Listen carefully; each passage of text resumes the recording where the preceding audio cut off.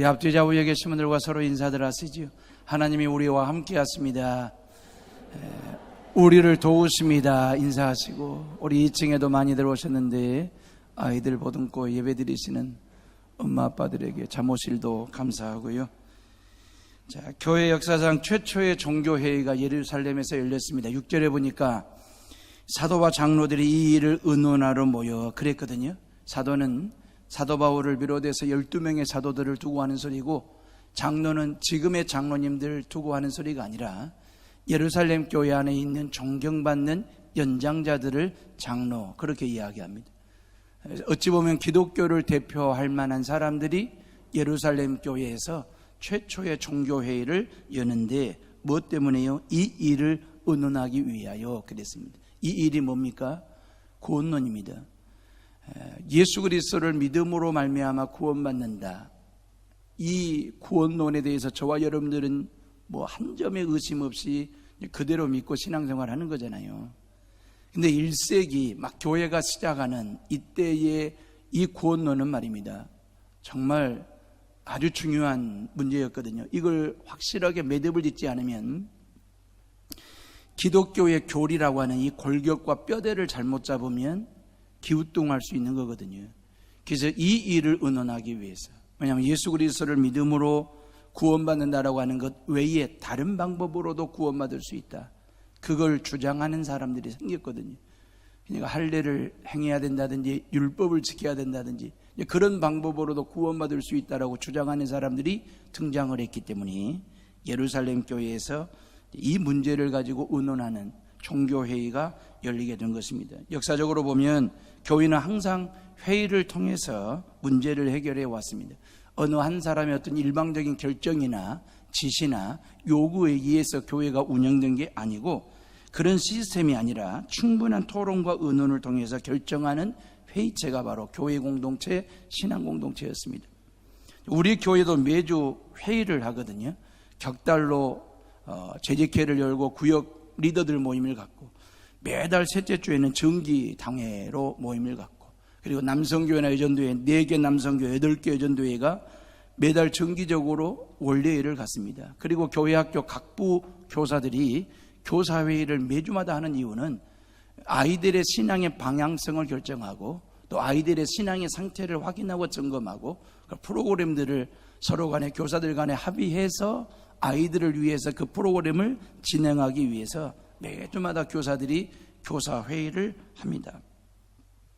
목회자들도 일주일에 3번 이상은 정기적인 회의를 하면서 교회를 섬기고 있습니다. 솔직히 말하면 우리 민족의 정서로 봐서는 이 회의하는 것 자체가 별로 달갑지가 않습니다. 익숙한 것도 아니고 좀 부담스러운 불편함이 회의죠. 왜냐하면 가정에서부터 토론 문화가 만들어지지 않았을 뿐만 아니라 이 공교육이라는 교육의 시스템도 어찌 보면 토론 방식의 교육이 아니라 일방적으로 가르치는 그런 교육이다 보니까 남의 이야기를 경청하는 자세도 좀 어설프고, 그리고 남을 이해시킬 만한 말주변도 좀 약하고, 그러다 보니까 회의가 어떨 때는 악재가 되어버릴 때도 있습니다. 서로의 감정선을 건드려 놓으면 골이 깊어지는 아픔을 겪죠. 우리 정서는 회의하는 데는 별 영 소질이 없습니다. 잘해보자고 하는 회의가 회의감이 빠지게 하는 회의를 할 때가 있거든요. 회의 한번 잘못해가지고 쪼개진 교회들이 의외로 많습니다. 성전을 건축할 때에 성전 외벽을 적벽돌로 할 거냐 아니면 대리석을 붙일 거냐, 이 문제를 가지고 다투고 또 토론하다가 결국 교회가 쪼개져 버린 교회도 있습니다. 본당 앞에 있는 피아노를 강대상 오른쪽에 놓을 거냐 왼쪽에 놓을 거냐를 놓고 교인들 간의 의견이 분분해지더니 결국 감정의 골이 쌓여가지고 교회가 쪼개지고 갈라선 그런 교회들도 있습니다.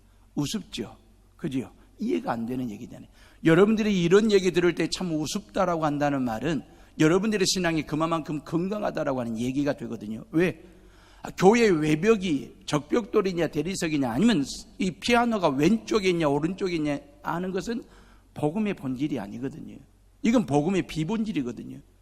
이게 복음의 비본질이라는 걸 알면서도 사람들 모아놓으면 의외로 말이에요, 복음의 본질 가지고는 토론 안 하고 비본질 가지고 서로 싸우고 말다툼하다가 이거 말입니다. 교회가 얼병드는 교회들이 의외로 많습니다. 재직회 한번 잘못하고 당회 한번 잘못했다가 쫓겨나는 목사도 있고 교회가 쪼개지는 교회들도 있고 말입니다. 이게 말이에요. 회의하다가 회의감에 빠져가지고 예배 빠지고 예배 빠지던 사람이 결국 세상 속에 빠져드는 그래서 교회를 등지는 교인들도 더러 종종 왕왕 있고 말입니다. 사랑하는 헤어룸의 식구들이요, 회의를 잘하셔야 돼요. 회의 잘하는 미덕은 이런 겁니다. 상대방의 의견을 존중하고 경청하는 것입니다. 그리고 상대방의 의견을 충분히 검토하여 수용할 줄 아는 아량, 이런 미덕이 있어야 건강한 회의, 생산적인 회의를 할 수 있습니다. 열린 마음이죠. 마음을 열면 귀가 열리고 눈이 열리고 입이 열리고 말입니다. 생각이 열려서 서로 수용하고 그리고 토론, 진지한 토론을 통해서 좋은 결과물들을 만들어낼 거니까 예루살렘 종교회의가 그런 본이 되는 회의를 했거든요.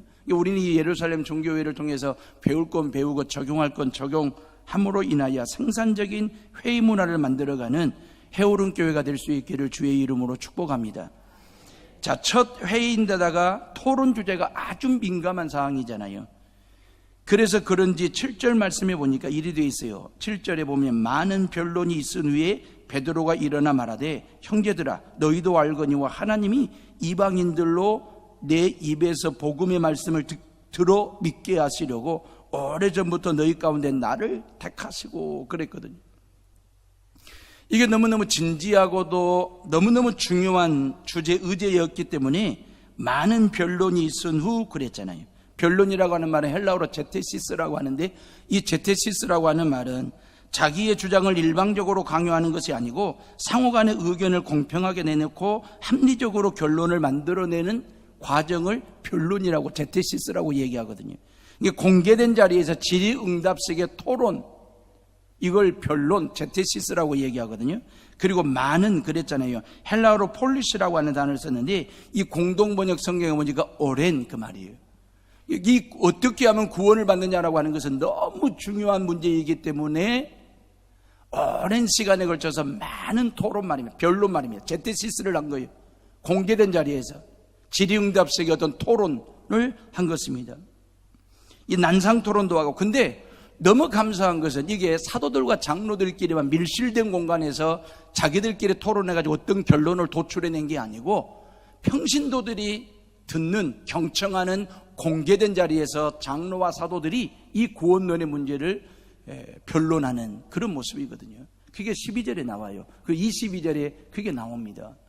그러니까 아주 중요한 이 구원론의 문제를 결정하고 도출해내는 데 있어서 교회 지도자들끼리 밀실해서 결정한 게 아니고 공개된 자리에서 모든 평신도들의 동의와 수용을 받아들여가지고 결정하는, 이거 얼마나 참 보기 좋은 모습인지. 그러면서 기독교의 교리, 이 골격을 잡아가잖아요. 이러한 어떤 시스템이 지금의 재직회를, 공동회의를, 당회를, 아니면 원례회를, 아니면 교사회의를 만들어내는 이 밑돌 역할을 하게 되었으니까 얼마나 감사한지. 예루살렘 최초 종교교회 진행 순서는 이렇습니다. 진행 순서는 먼저 의제를 정했습니다. 의제를 정하는 게 너무 중요하죠. 그 의제는 뭐냐면 구원입니다. 예수 그리스도를 믿음으로 구원받는다라고 하는 여기에 대한 반박 의제가 나왔거든요. 예수님 믿어 구원받는 것도 되지만 할례를 행했거나 율법을 지키면 구원받을 수 있다는 또 다른 구원받을 수 있는 방법에 대한 여지를 주장하는 사람들이 나오게 된 거죠. 뜨거운 감자입니다. 이런 의제를 가지고 공개질의 응답하는 형식으로 토론, 변론을 하게 된 것입니다. 그리고 3명의 대표자들이 주제 발제를 하고, 그리고 이제 온 성도들이 승인하고 수용하고 결정하고 결론을 도출해내고, 그리고 나온 다음에 결정된 사항에 대해서 모든 교회들에게 인편으로 편지를 띄워서 구원은 이렇게 받는 거다라고 하는 기독교의 교리를 만들어내게 된 겁니다. 자, 그러면 3명이 대표 발언을 해요. 첫 번째 대표 발언한 사람이 사도 베드로입니다. 베드로는 사도 중에 대표격이죠. 예루살렘 교회를 대표하는 사도인데 주제 발언을 해요. 두 번째 발언자가 누구냐면 안디옥 교회를 목회했던 바울과 바나바가 두 번째로 주제 발언을 하거든요. 이미 이 사람들은 사도행전 13장과 14장에서 1차 선교 사역을 마무리 짓고, 그럼 1차 선교 사역을 하면서 터키 남부 지역에 이방인들이 어떻게 예수 그리스도를 믿고 구원받는지, 그리고 성령이 그들 가운데 어떻게 임한지를 이미 현장을 통해서 경험한 사람들 팩트 체크하는 발언을 바울과 바나바가 합니다. 세 번째 발언자가 누구냐면 야고보 사도입니다. 예수님의 친동생 야고보예요. 그 예수님의 친동생 야고보가 실질적으로 존경받는 예루살렘 교회 영적인 지도자로 자리매김을 하고 있을 때입니다. 실질적으로 이 예루살렘 종교회의 실질적인 의장이 이 야고보, 예수님의 친동생 야고보였거든요. 그 야고보가 마지막 발언을 결의문을 채택하는 그러한 발언들을 하게 됩니다. 그러니까 이게 상당히 체계적이고도 공개적이고도 공정성을 갖춘 회의였다라고 하는 것을 알 수 있는 대목이죠. 이래 매주마다 요 세 사람의 발언을 가지고 제가 설교를 하도록 하겠습니다. 오늘은 베드로 사도가 첫 번째 발언을 하게 되는데, 여기는 상당한 시사하는 바가 있죠. 왜? 사도들의 맏성격 되거든요. 선임 역할을 했던 사람이 사도 베드로입니다. 누구보다도 복음에 대한 열정이 있었고 영혼 구원에 대한 남다른 애정이 있었던 사람, 그리고 뭡니까? 결정적인 것은 예수님의 위임이 있었죠. 베드로에게. 마태복음 16장 18절 이하 생각나십니까? 또 내가 네게 이르노니 너는 베드로라. 내가 네 반석 위에 내 교회를 세우리니 음부의 권세가 이기지 못하리라. 내가 천국 열쇠를 네게 주리니 네가 땅에서 무엇이든지 매면 하늘에서도 매일 것이요 네가 땅에서 무엇이든지 풀면 하늘에서 풀리리라 하시고, 예수님께서 베드로에게 천국 열쇠를 맡기면서 내가 네 이름 위에 반석 위에 내 교회를 세우시겠다고 위임한 적이 있었잖아요.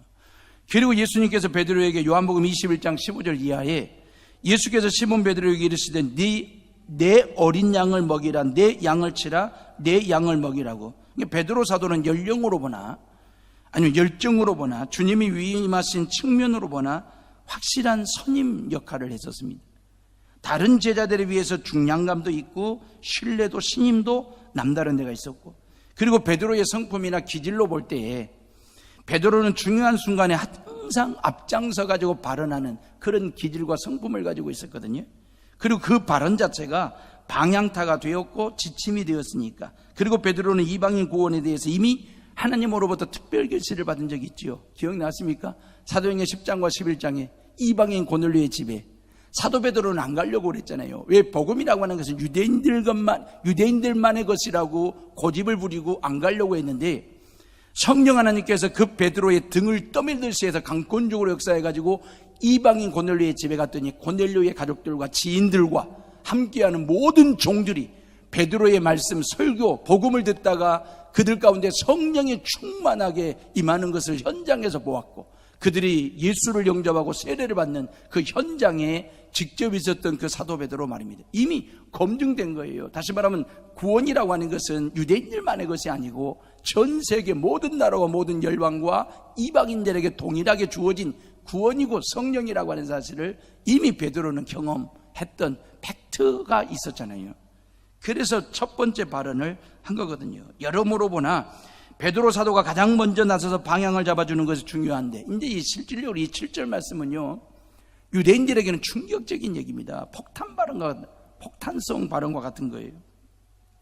왜냐하면 유대인만이 선민이고 메시아가 오시면 유대 국가를 회복하고 유대인 중심의 세계를 만든다는 게 그들의 사고방식이고 전통이고 신앙이잖아요. 그들은 예수를 메시아로 받아들이지 않습니다. 지금도. 이게 유다이즘이에요. 아주 무서운 이데올로기입니다.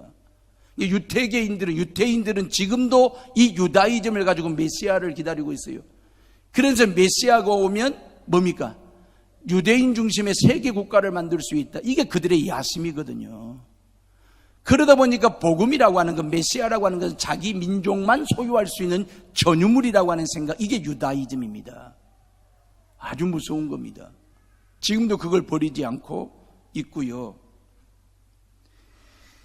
그래서 복음이라고 하는 것, 예수라고 하는 것은 유대인들만의 것, 메시아라고 하는 것은 그렇게 고집을 피우고 있는 사람들. 그런 유대인들에게 유대인의 대사도인 베드로가 말이에요. 베드로는 뼈도 유대인이고 살도 유대인이고 피도 유대인이고 물도 유대인이고 성품도 모든 게 다 유대인이거든요. 근데 그 유대인 출신 대사도 베드로가 말이에요. 하나님의 목적은 유대인에게 있는 게 아니고 이방인에게 있다. 하나님의 구원 사역은 당신들뿐만 아니라 이방인들까지 구원받는 것, 이방인들까지 예수 그리스도를 믿어서 구원받는 것, 죄사함 받는 것, 천국 가는 것, 바로 거기에 있다라고 하는 이 발언에 대해서 유대인들은 받아들일 수 없는 그런 모습들 말입니다. 자타가 공인하는 유대인 사도 베드로 말입니다.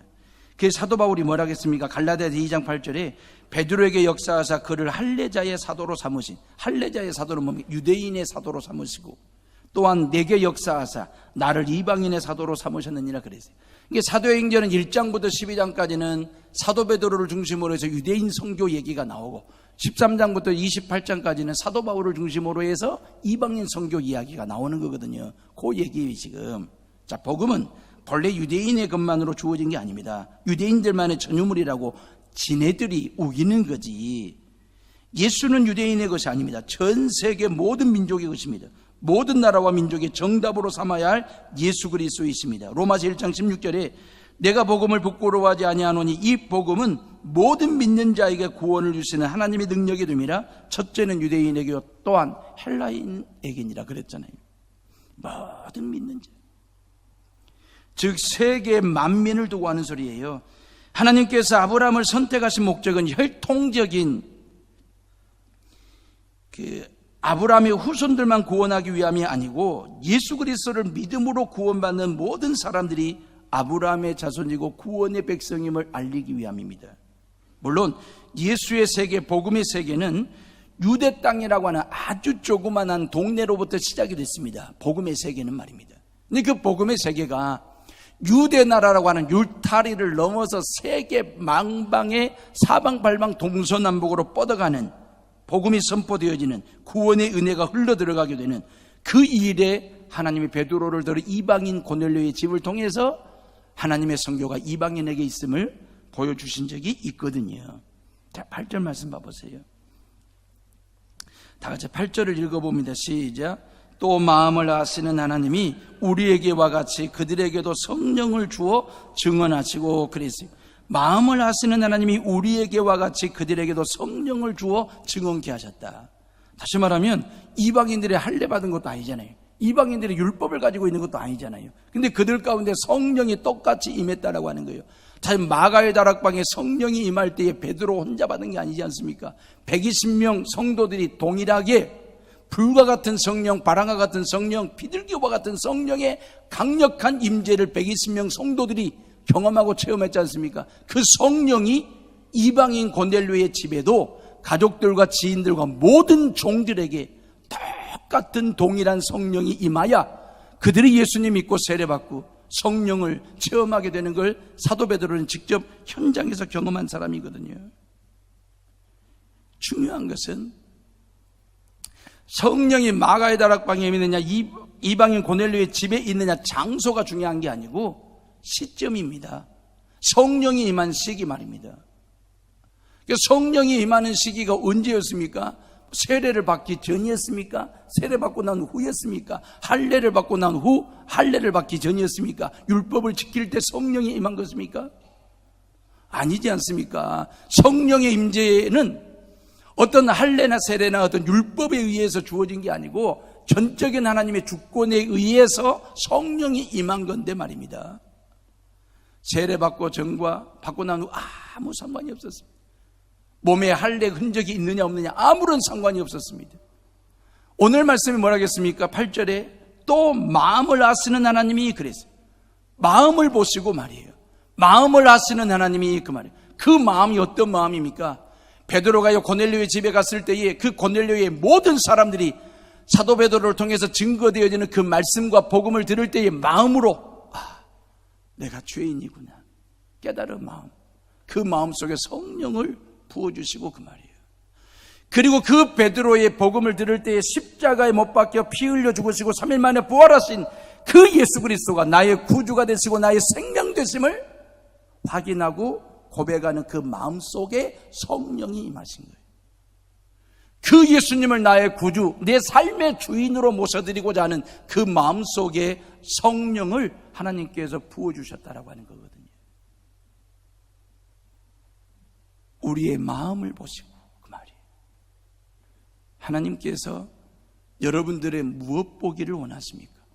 여러분들의 신앙 보기를 원하십니까? 우리의 신앙이 좋냐 나쁘냐를 따져보고 확인해보고 성령 부어주기를 언제 그러면 성령을 받겠습니까? 우리 몸에 할례의 흔적이 있는지 없는지 보시고 성령을 아니지 않습니까? 우리가 세례를 받았는지 안 받았는지 그것 보고 확인하고 성령을 부어주신 것이 아니라 마음을 보시고 그 말이에요. 그 마음이 어떤 마음인데요? 말씀 앞에 설 때마다, 십자가 앞에 설 때마다, 예수 앞에 설 때마다 내가 죄인이라는 사실을 깨닫는 그 마음속에 그 예수 그리스도를 내 구주, 나의 주님으로 내 삶의 주인으로 모셔드리고자 하는 그 간절한 고백이 있고 절절한 삶의 고백이 있는 그 마음속에 성령을 부어주시고 채워주시고 축복하시고 말이에요.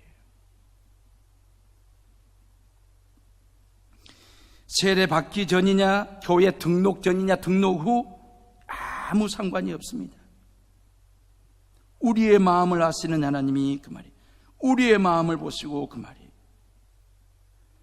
내가 죄인이라는 사실을 깨닫는 마음, 예수 그리스도의 십자가 죽음과 부활을 믿는 마음, 내 마음속에 예수 그리스도를 구세주로 모셔드리고자 하는 그 마음을 아시고 성령을 부어주신다라고 하는 것. 사랑하는 에어로의 식구들이, 하나님께서 여러분들의 뭘 알아주기를 원하십니까? 가정, 사업, 건강, 형편, 사회적인 스펙, 외모, 그거 알아주기를 원하십니까? 아니면 마음입니까? 하나님께서 우리의 마음 알아주시면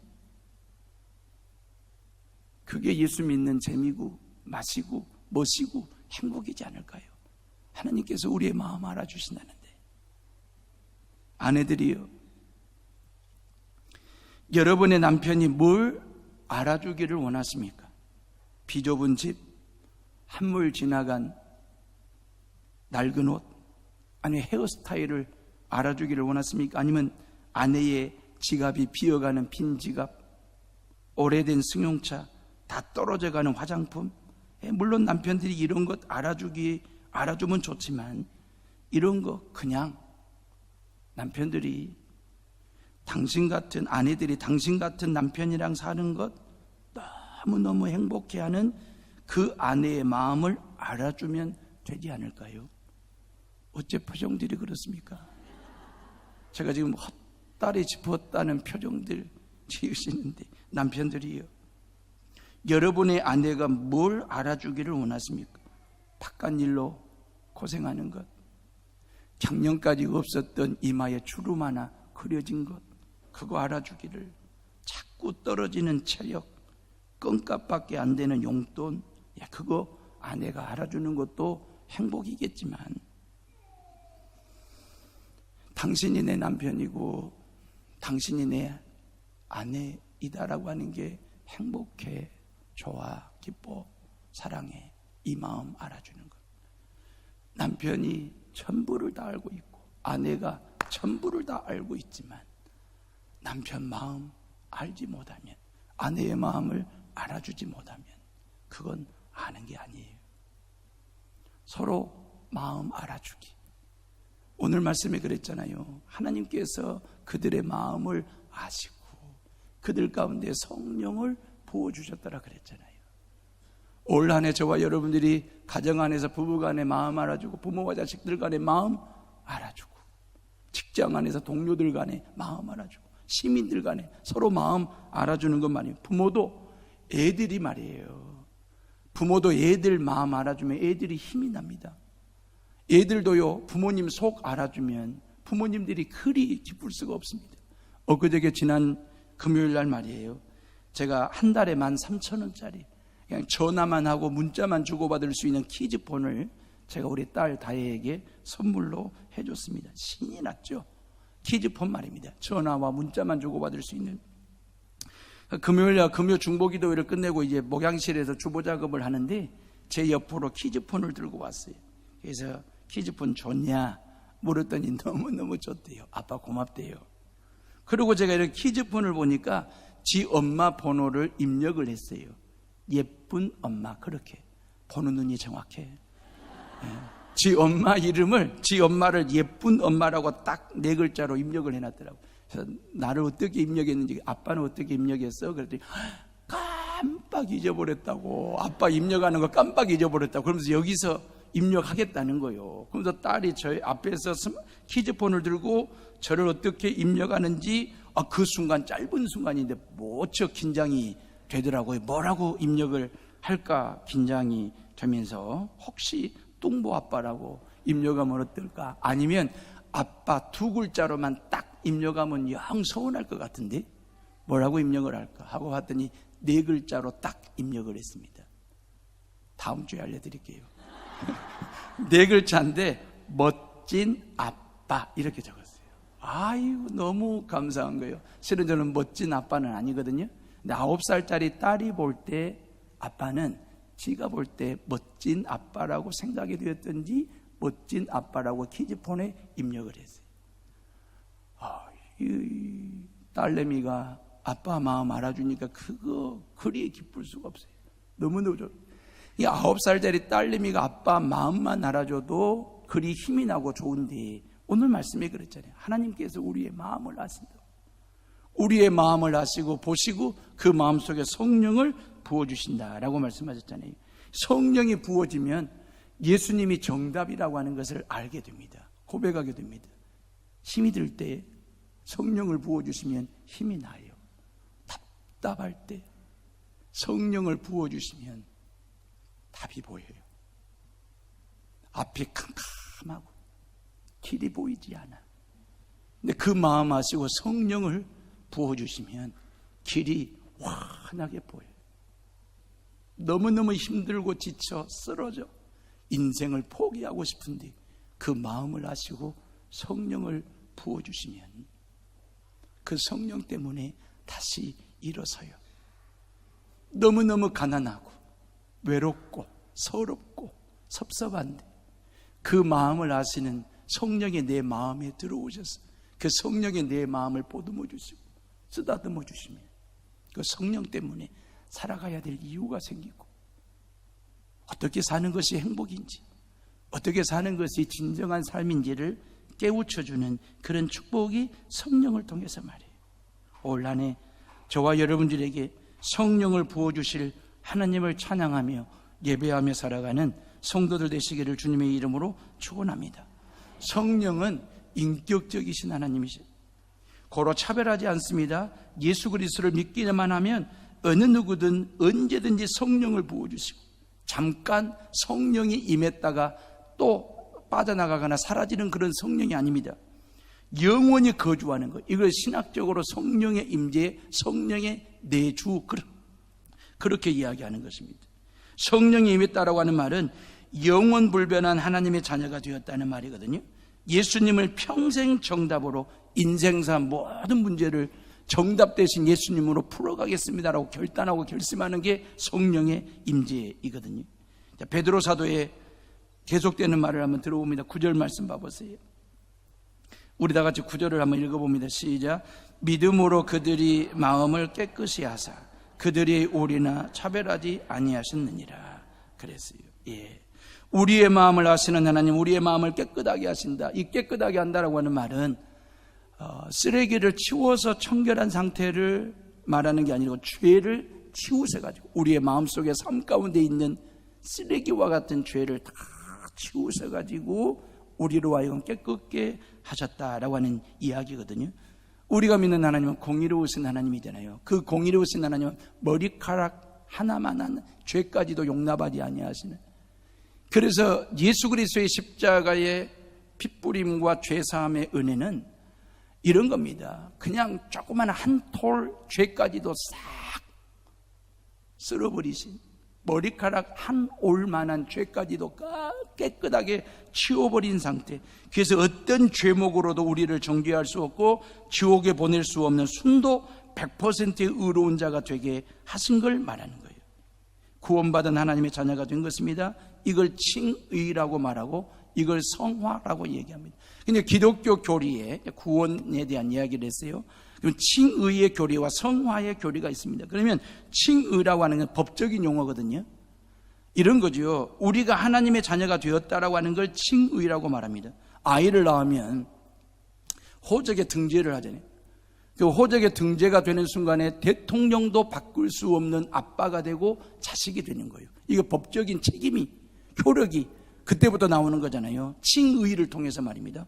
예수 그리스도를 구주로 믿고 영접하는 순간에 내가 죄사함 받고 하나님의 자녀가 되는 칭의가 선포되는 것입니다. 성령이 내 안에 임하심으로 말미암아 이러한 하나님의 자녀가 되는 거거든요. 영적으로 새롭게 출생하는 거거든요. 하나님의 자녀로 하나님 나라 생명책에 등록되는 거거든요. 이걸 우리는 칭의라고 말하는 겁니다. 그래서 로마서 8장 1절 2절에 보면 이제 그리스도 예수 안에 있는 자에게는 결코 정죄함이 없나니 이는 그리스도 예수 안에 있는 생명의 성령의 법이 죄와 사망의 법에서 너를 해방하였음이니라 그랬잖아요. 죄 사함 받고 하나님의 자녀가 되며 권세를 얻는 칭의를 받았다라고 하는 말은 죄를 죄로 보지 않는다라고 하는 뜻도 아니고 아무 죄나 지어도 괜찮다는 의미가 아니라 다만 정죄를 면한다라고 하는 뜻입니다. 우리가 죄를 짓지 않았기 때문에 혹은 죄를 짓지 않고 있기 때문에 의인 취급을 받는 게 아니고 하나님이 용서하시고 사면해 주셨기 때문에 의인 취급을 받는 것입니다. 행위로 의롭다함을 얻는 게 아니라 믿음으로 의롭다함을 얻는다. 예수님의 십자가 대속으로 사면을 받았기 때문에 의로운 자가 된 거예요. 로마서 8장 3절 28절에 그러므로 사람이 의롭다 하심을 얻은 것은 율법의 행위에 있지 않고 믿음으로 되는 줄 우리가 인정하노라 그랬어요. 자, 이런 법적인 칭의 다음이 성화입니다. 성화라고 하는 것은 그런 거예요. 간단한 거예요. 예수 그리스도를 닮아가는 삶을 사는 걸 성화 그럽니다. 그러면 칭의는 말입니다. 예수 그리스도를 구주로 믿고 영접하는 순간에 죄사함 받고 하나님의 자녀가 되는 권세가 주어지고 의롭다함을 얻는 곧바로 됩니다. 칭의는 말입니다. 뜸들이지 않습니다. 딜레이 되지 않습니다. 근데 성화는 더딥니다. 시간이 필요합니다. 목사인 저도 아직 성화가 덜 된 게 아니라 안 될 수도 있어요. 여러분들도 마찬가지입니다. 남편이 예수 그리스도를 믿고 아내가 예수 그리스도를 믿지만 그 예수 그리스도를 믿는 남편과 아내에게서 그 목사와 성도에게서 예수님다운, 예수님처럼, 예수님답다라고 하는 삶이 나오기까지는, 기대하기까지는 성화인데 이건 기다려야 됩니다. 더딥니다. 시간이 필요합니다.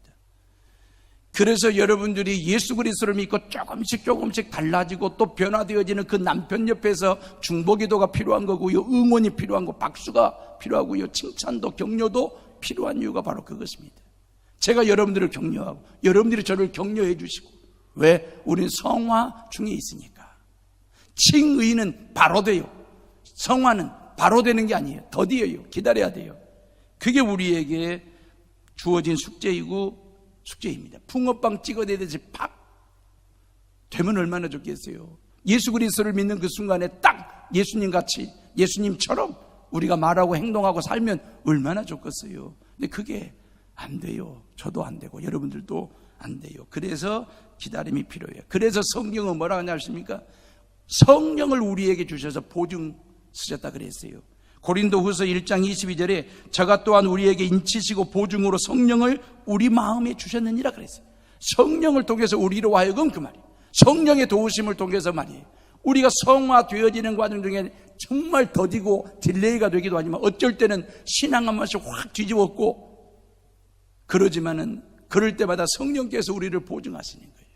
여러분의 남편의 신혼보증으로 성령을 세워주시고 아내의 신혼보증인으로 성령을 세우셔서 말씀에서 어긋나지 않도록, 십자가를 내동댕이 치지 않도록 좀 더디지만 점점점 조금씩 스텝 바이 스텝 하듯이 변화되어져 가는 그 아내의, 남편의, 부모의, 자식들의 모습을 보면서 기다려 그 말이에요. 기도해 그 말이에요. 믿고 응원하고 박수 쳐주고 격려하라고 이겁니다. 자, 마지막 11절 말씀, 베드로 사도의 마지막 11절 다 같이 읽어봅니다. 시작. 그러나 우리는 그들이 우리와 동일하게 주 예수의 은혜로 구원받는 줄을 믿노라 하니라. 그래서 이 얼마나 감사한지, 이 대사도 베드로가 주제 발언의 결론을 짓습니다. 이 구원론에 대한 결론을 짓는데 뭐라고 되어 있습니까? 우리는 그들이, 이방인들이 우리와 동일하게 주 예수의 은혜로 구원받는 줄 믿노라 아니라 그랬어요. 할렐루야. 예수 그리스도를 믿음으로 말미암아 구원받는다. 다른 군더더기가 없어요. 다른 이야기 덧대면 안 돼요. 오직 예수 그리스도를 믿음으로 말미암아 저와 여러분들이 죄 사함 받고 하나님의 자녀가 되었고 구원받았고 인침 의롭다함을 받았습니다. 성화되어져 가는 삶을 살아가게 될 것입니다. 딴 얘기하지 않았습니다. 하나님이 세상을 이처럼 사랑하사 독생자를 주셨으니 이는 저를 믿는 자마다 멸망치 않고 영생을 얻게 하려 하심이니라. 에베소서 2장 8절로 9절 너희가 그 은혜를 인하여 믿음으로 말미암아 구원을 얻었나니 이것이 너희에게서 난 것이 아니요 하나님의 선물이라. 행위에서 난 것이 아니니 이는 누구든지 자랑치 못하게 하려 하심이니라. 구원은 은혜로 주어진 것입니다. 구원은 거저 주어진 것입니다. 공짜로 주어진 것입니다. 우리가 죄 사함 받고 구원받는 데 있어서 어떤 대가를 지불하거나 대가를 요구하셨다면 저와 여러분들은 구원받을 방법, 구원받을 길이 없습니다. 잘 생각해 보세요. 곰곰이 생각해 보세요. 너무너무 귀한 것, 대가, 값을 매길 수 없는 것은 하나님이 거저 주셨고 공짜로 주셨습니다. 저와 여러분들의 삶의 무대인 이 지구 말입니다. 지구에서 산다고 지구를 쓰고 있다고 해서 누가 지구의 값을 하나님께 드려본 사람이 있습니까? 하나님이 청구하신 적이 있습니까? 신선한 공기 말입니다. 공기값을 지불하셨습니까? 물 말입니다. 땅 말입니다. 생명 말입니다. 창조주 하나님이 내게 생명 주셨는데 생명 주신 그 생명값 지불하고 생명 가지고 일생을 사시는 분들이 있습니까? 없습니다. 값을 매길 수 없기 때문에 거저 주신 것입니다. 공짜로 주신 것입니다. 은혜로 주신 것입니다. 구원도 마찬가지입니다. 구원이라고 하는 그 은혜로 선물로 거저 공짜로 받았으니까 싸구려 은혜 아닙니다. 값싼 은혜 아닙니다. 값비싼 은혜입니다. 십자가의 핏값이 매겨진 값비싼 은혜. 저와 여러분들이 예수짜리 값이 매겨졌습니다. 얼마나 귀한 존재인 줄 아십니까? 근데 그 구원을 거저 받는데요. 그냥 받는데요. 어떻게? 예수 그리스도를 믿기만 하면 할례 상관없이, 세례 상관없이, 율법 상관없이, 사회적인 스펙 상관없이 하나님의 전적인 은혜로 선물로 저와 여러분들 그냥 거저 받은 그 구원의 감격을 가지고 한 주간의 삶을 시작하는 우리 모두가 다 되시기를 주의 이름으로 축원합니다. 기도하겠습니다.